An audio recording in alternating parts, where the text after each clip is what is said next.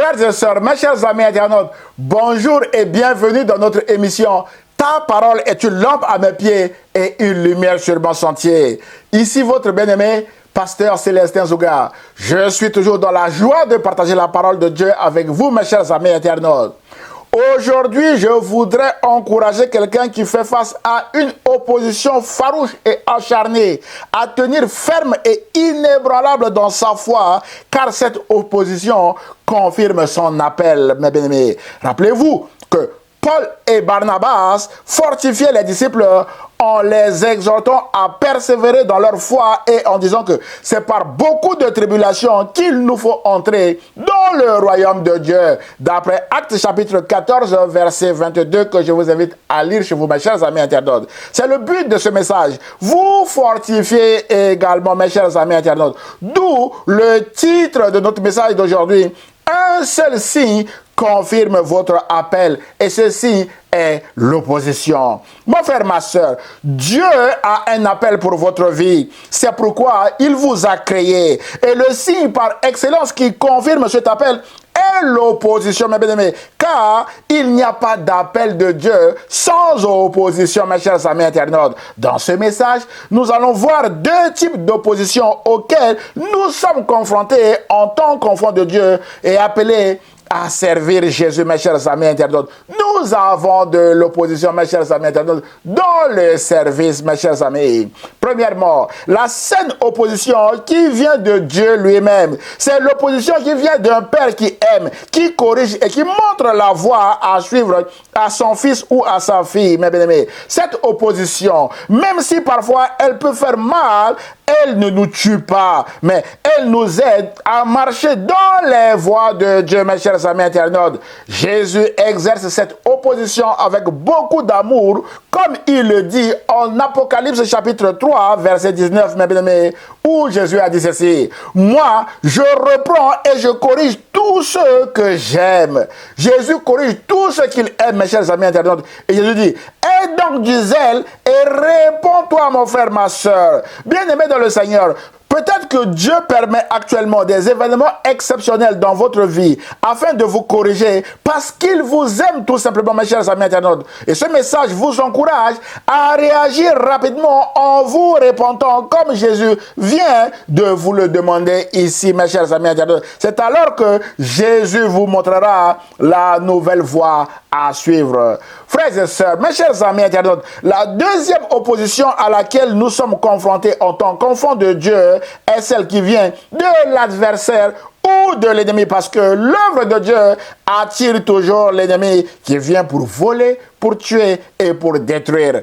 L'apôtre Paul, qui a vécu cette opposition, déclare en 1 Corinthiens chapitre 16 verset 9 que car une porte grande et d'un accès efficace mais ouverte et les adversaires sont nombreux. Mon frère, ma soeur, lorsque Dieu ouvre une porte à ses enfants, ses adversaires sont également nombreux, mes chers amis internautes. Voilà pourquoi, en tant qu'enfants de Dieu, nous avons beaucoup d'adversaires, mes chers amis internautes. Mais la bonne nouvelle est que Dieu est au contrôle des agissements de nos ennemis, de nos adversaires. Et nous marchons dans la victoire de Jésus-Christ, mes chers amis internautes. C'est ce que nous allons voir maintenant avec Paul et Silas qui ont vécu ces deux oppositions et qui ont eu une victoire extraordinaire avec la naissance de l'église de Philippe à la fin de ces oppositions. Et aujourd'hui encore, nous nous fortifions avec son épître aux Philippiens, mes chers amis internautes. Alors, quel était le contexte du récit qui a conduit cette magnifique victoire de l'apôtre Paul et de Silas en Macédoine, mes chers amis internautes? Nous sommes dans notre émission Ta parole est une lampe à mes pieds et une lumière sur mon sentier. Nous allons répondre à cette question après le générique. Bien-aimés dans le Seigneur, n'oubliez pas surtout pendant ce temps de vous abonner à notre page Facebook ou à notre chaîne YouTube afin de recevoir des alertes sur nos prochains messages. À tout de suite, mes bien-aimés dans le Seigneur. Frères et sœurs, mes chers amis internautes, Paul et Silas ont vécu ces deux oppositions et n'en étaient pas morts, mes bien-aimés. Bien au contraire, des âmes furent sauvées sur leur chemin et l'église de Philippe a vu le jour malgré ces oppositions. Mais bien-aimés dans le Seigneur, rappelez-vous que nous avons distingué deux types d'opposition. L'opposition saine qui vient de Dieu et l'opposition destructrice qui vient des ennemis de la croix, mes chers amis internautes. Point numéro 1, la saine opposition de Dieu nous montre la voie à suivre. La Bible déclare en Actes chapitre 16, versets 6 à 10 que, ayant été empêchés par le Saint-Esprit d'annoncer la parole dans l'Asie, ils traversèrent la Phrygie et le pays de Galatie. Arrivés près de la Mysie, ils se disposaient à entrer en Bithynie, mais l'Esprit de Jésus ne leur permit pas. Ils franchirent alors la Mysie et descendirent à Troas. Pendant la nuit, Paul eut une vision. On souligne, Paul eut une vision. Un Macédonien lui apparut et lui fit cette prière. Passe en Macédoine, secours-nous. Après cette vision de Paul, nous cherchâmes aussitôt à nous rendre en Macédoine, concluant que le Seigneur nous appelait à y annoncer la bonne nouvelle. Waouh! Mes chers amis, nos frères et sœurs, l'apôtre Paul et Silas avaient de très bonnes intentions. Aller annoncer la parole de Dieu en Asie et en Bithynie ou encore en Asie mineure, mais le Saint-Esprit, appelé encore l'Esprit de Jésus dans ce récit, s'est opposé à ce projet et les a empêchés d'aller en Asie, mes chers amis internautes. Et le Saint-Esprit leur a donné la bonne vision de ce qu'il faut faire, mais à travers le rêve de l'apôtre Paul, mes chers amis internautes, aller secourir les Macédoniens. Voilà une opposition saine, mais qui vise à montrer la voie de Dieu. Le Saint-Esprit les a ramenés sur les voies de Dieu qui sont toujours incompréhensible, mes chers amis internautes. Frères et sœurs, mes chers amis, la Bible dit que après cette vision de Paul, nous cherchâmes aussitôt à nous rendre en Macédoine, par obéissance à Dieu, bien évidemment. Concluons que le Seigneur nous appelait à y annoncer la bonne nouvelle. Voilà une magnifique conclusion qui se détache de l'entêtement, qui consiste à continuer de marcher dans une mauvaise voie sans avoir la présence et la protection de Dieu, mes chers amis internautes. Frères et sœurs, Jésus ne voulait pas qu'il aille en Asie. Et s'il s'entêtait pour y aller, mais bien évidemment, ça serait pour leur propre compte, mais bien aimé de Seigneur. Mais l'apôtre Paul, c'est un homme d'onction qui a appris à écouter la voix de Jésus. Et il a entendu, mais bien aimé de Seigneur, la voix de Jésus à travers ce rêve qui lui dit d'aller secourir les Macédoniens. Mes chers amis internautes, frères et sœurs, l'œuvre de Dieu commence toujours par une vision que Dieu dépose dans le cœur d'un homme ou une femme. Il n'est pas toujours facile de comprendre cette vision et de se lever pour marcher dans les voies de Dieu. C'est le cas de Paul et Silas dans ce récit. Ils voulaient aller ailleurs en Asie, mais le Saint-Esprit les a ramenés dans la bonne direction, mes bien-aimés du Seigneur, à travers une saine opposition, mes chers amis internautes. Le Saint-Esprit s'était opposé à eux. Mais la bonne nouvelle est que ces deux hommes ont coopéré avec le Saint-Esprit qui leur a finalement montré les voies de Dieu. Mon frère, ma soeur, la question est, coopérez-vous encore avec le Saint-Esprit, mes chers amis internautes? Mon frère, ma soeur, notre narrateur Luc ne nous a pas donné les détails sur comment le Saint-Esprit a empêché ces deux hommes de sortir des voies de Dieu. Toutefois, ce récit est suffisant pour nous faire comprendre que Dieu peut permettre des événements exceptionnels dans nos vies pour nous empêcher de sortir de ces voies, mes chers amis internautes. Au rang de ces événements, nous pouvons citer par exemple un licenciement. Dieu peut mettre fin brutalement à une relation de travail pour donner une nouvelle orientation à son enfant. Waouh, j'aime ça. C'est ce que moi-même j'ai vécu, mes chers amis internautes.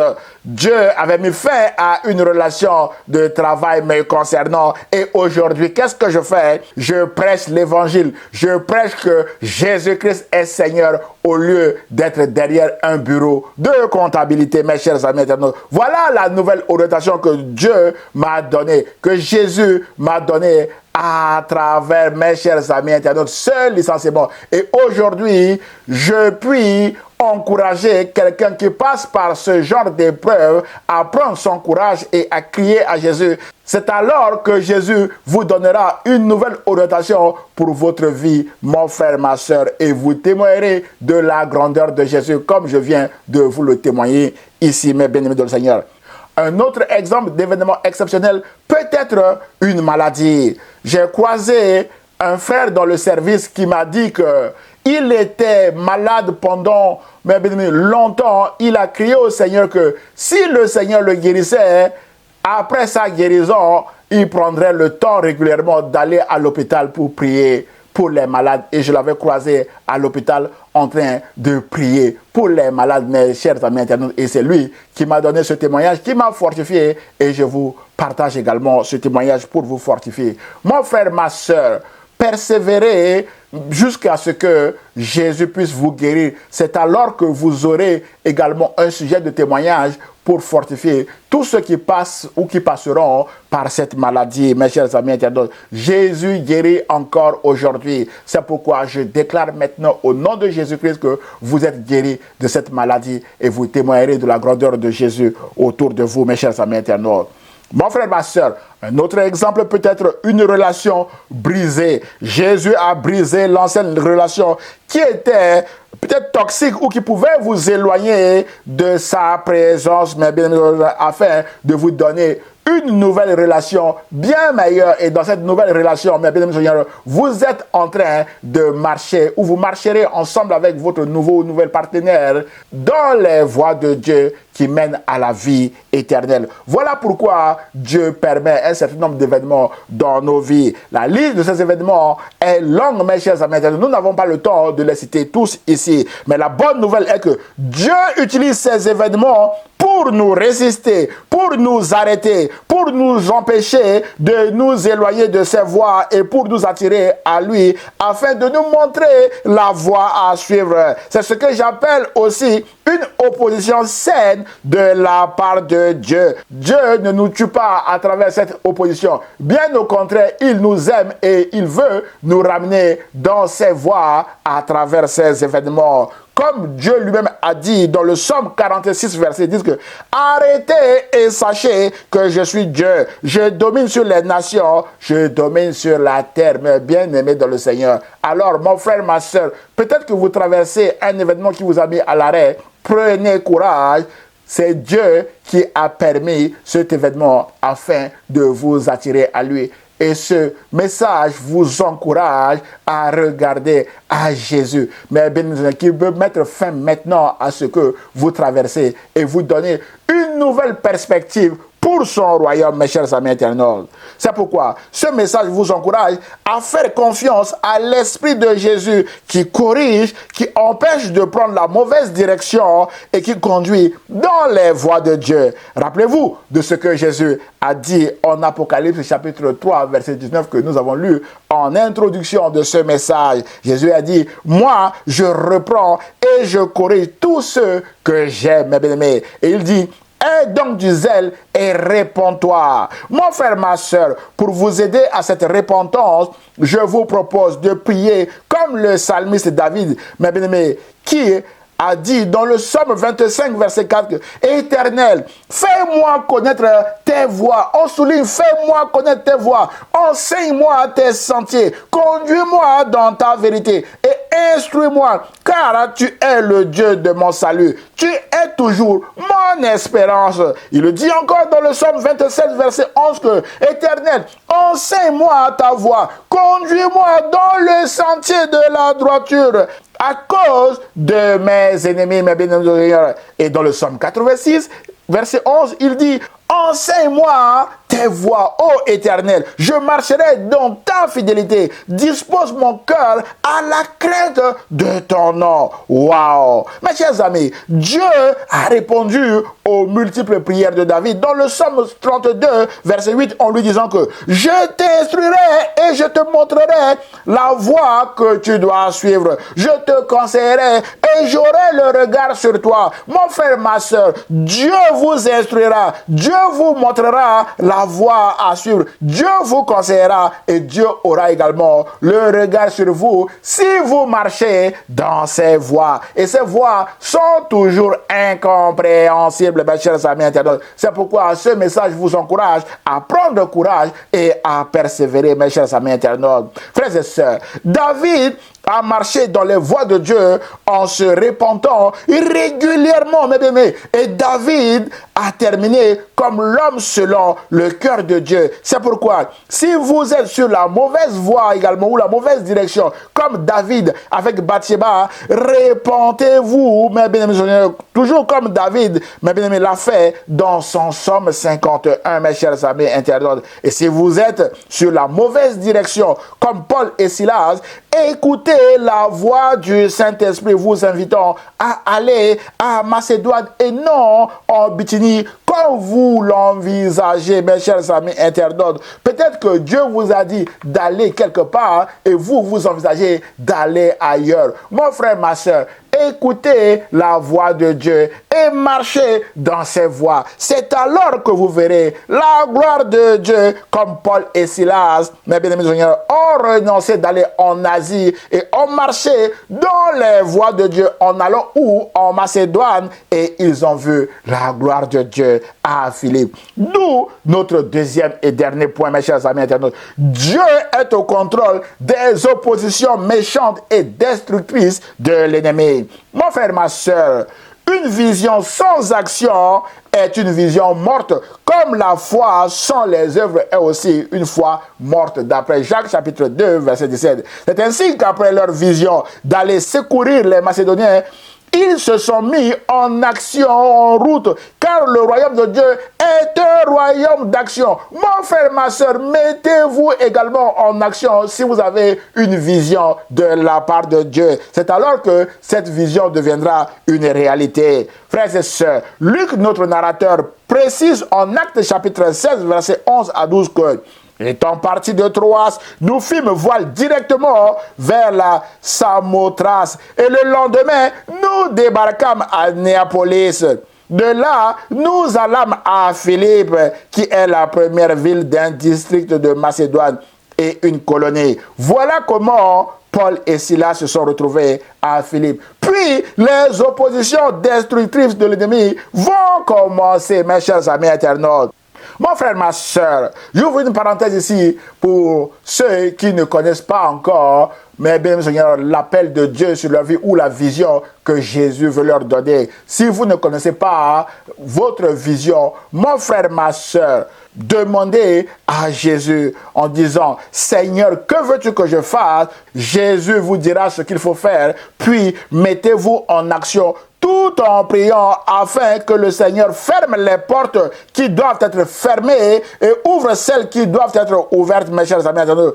Attention, parce que l'ennemi peut aussi ouvrir une mauvaise porte, mes chers amis internautes. Mais ne restez pas à ne rien faire, car l'inaction est très mal vue dans le royaume de Dieu. C'est un royaume d'action, mes bien-aimés. C'est ce que Paul et Silas ont fait. Ils se sont mis en action jusqu'à ce que le Seigneur leur donne la bonne vision ou la bonne direction, mes chers amis internautes, et ils sont partis en Macédoine. Et le résultat de leurs actions, mes bien-aimés, est sans appel, malgré les oppositions destructrices de l'ennemi. Je vous invite à lire tout le chapitre 16 de l'Acte des Apôtres et vous verrez comment l'apôtre Paul et Silas, mes bien-aimés Seigneur, ont eu des oppositions là-bas et comment la main puissante de Dieu les a délivrés dans cette prison de honte. Et ce, grâce à la louange, mes chers amis internautes, qui a détruit les fondements de cette prison et également a brisé toutes les chaînes de l'ennemi. Comme quoi, la louange brise les chaînes de l'ennemi et détruit les fondements de la prison de l'ennemi.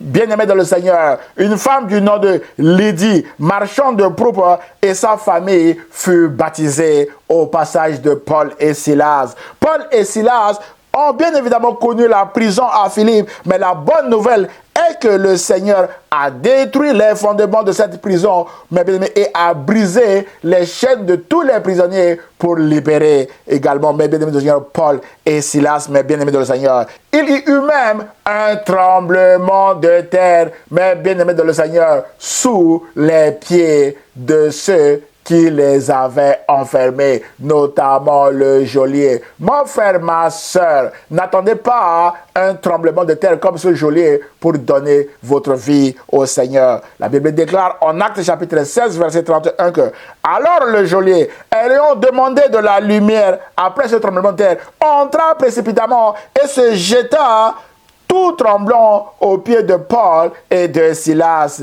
Il les fit sortir et dit, « Seigneur, que faut-il que je fasse pour être sauvé ?» Paul et Silas lui répondirent, « Crois au Seigneur Jésus et tu seras sauvé, toi et ta famille. » Et ils lui annoncèrent la parole du Seigneur ainsi qu'à tous ceux qui étaient dans sa maison. Mes bien-aimés dans le Seigneur, une maison vient d'être sauvée ici, celle du geôlier de Paul et Silas. Mon frère, ma soeur, le message central de l'évangile de Jésus-Christ est « Crois au Seigneur Jésus et tu seras sauvé, toi et ta famille. » C'est ce que le geôlier de Paul et Silas a fait et il a été sauvé ainsi que sa famille. Voilà le succès des actions de Paul et Silas malgré cette prison de honte ou ces oppositions à Philippe, mais bien aimé du Seigneur. Ce n'est pas fini. La Bible dit en Actes chapitre 16, verset 40 que quand Paul et Silas furent sortis de cette prison de honte, ils entrèrent chez Lydie. Et après avoir vu et exhorté les frères, ils partirent, mes bien-aimés. C'est la naissance et l'implantation de l'église de Philippe chez Lydie. Ils sont libérés, mes bien-aimés du Seigneur, le matin, ils sont allés chez Lydie. Et les frères et sœurs qui étaient là partaient pour les voir. Ils les ont exhortés dans la maison de Lydie. Et ce fut l'implantation de l'église de Philippe dans la maison de Lydie. Mais bien aimé Seigneur, à qui ils ont prêché la première et baptisé quand ils sont arrivés à Philippe, mes chers amis internautes. Frères et sœurs, toujours sur l'église de Philippe, aujourd'hui encore, l'épître de Paul aux Philippiens ou l'épître de la joie nous fortifie encore et encore. Et ce, malgré les oppositions destructrices de l'ennemi à Philippe. Paul et Silas ont triomphé, mes chers amis internautes, de ces oppositions, mes chers amis internautes. Parce que Dieu est au contrôle de la vie de ses enfants et surtout de la vie de ses serviteurs. Voilà pourquoi Paul et Silas ont triomphé de ces oppositions destructrices, mes bien-aimés, et ont réussi à implanter cette église de Philippe, mes bien-aimés, à qui l'apôtre Paul a écrit la lettre aux Philippiens, et cette lettre nous fortifie encore et encore et encore. Et cela nous encourage à persévérer malgré les oppositions destructrices de l'ennemi dans nos ministères, parce que Dieu est au contrôle, Dieu est grand et redoutable. Jésus a dit, mon Père est plus grand que tous. Personne ne peut vous ravir entre les mains de mon Père. Voilà pourquoi, mes bien-aimés, nous persévérons. Et nous persévérons parce que Jésus nous a promis également. Il a dit, vous aurez des tribulations dans ce monde, mais prenez courage, car j'ai vaincu le monde. Mon frère, ma soeur, prenez courage, car Jésus a vaincu le monde. Mes bien-aimés, et les puissances des ténèbres, tout comme les agissements méchants, mes bien-aimés, de vos adversaires ne vous détruiront pas. Bien au contraire, ces agissements visent à vous aider à apprendre l'obéissance dans la souffrance, mes chers amis internautes. Rappelez-vous, de Paul et Silas, ils ont obéi à la voix du Saint-Esprit, ils sont allés à Philippe, dans la prison, ils ont continué à chanter les louanges de Dieu et ils ont vu la gloire de Dieu. C'est pourquoi, mon frère, ma soeur, continuez de chanter les louanges de Dieu malgré les oppositions, malgré les obstacles et les difficultés, et vous verrez la gloire de Dieu s'accomplir dans votre vie et également dans votre ministère. En conclusion de notre message d'aujourd'hui, mon frère, ma soeur, Un seul signe confirme votre appel, l'opposition. Nous avons vu qu'il y a deux types d'opposition. L'opposition saine de Dieu pour vous ramener dans ses voies si vous êtes loin de Jésus. Peut-être que vous êtes en train de vivre cette opposition. Prenez courage, repentez-vous, revenez dans les voies de Jésus et vous verrez la gloire de Dieu. Et la deuxième opposition est l'opposition destructrice de l'ennemi. Mes bien-aimés Seigneur, ce sont les agissements de Satan. Mais la bonne nouvelle est que Dieu est au contrôle de nos vies, mes chers amis internautes, et rien ne pourra nous séparer de l'amour de Dieu manifesté en Jésus-Christ. C'est pourquoi Dieu sera avec vous et vous serez plus que vainqueurs en Jésus-Christ dans ces oppositions. Nous avons également vu que Paul et Silas ont vécu ces deux oppositions et ont réussi à secourir les Macédoniens malgré les agissements de l'ennemi. Ils ont implanté l'église de Philippe et la lettre aux Philippiens nous fortifie encore et encore et encore. C'est pourquoi, mon frère et ma soeur, ce message vise aussi à vous encourager à rester ferme dans votre appel. Et pour ceux qui n'ont pas encore répondu à l'appel de Dieu, ce message vous encourage également à répondre à l'appel de Dieu, à l'appel de Jésus. Et c'est Jésus qui vous conduira à bon port. L'Esprit de Jésus sera avec vous et vous serez plus que vainqueurs en Jésus-Christ, mes chers amis internautes. Mon frère et ma soeur, que cette parole reste aujourd'hui une lampe à vos pieds et une lumière sur vos sentiers partout où vous allez, afin de vous aider à marcher dans les voies de Dieu qui sont des voies de victoire, même si elles sont incompréhensibles parfois, mes chers amis internautes. Que Dieu vous bénisse. Prions le Seigneur. Seigneur, je prie pour mon frère ou ma soeur qui vient de regarder ce message. Seigneur, tu connais ses luttes et ses combats. Tu connais également les oppositions que mon frère traverse.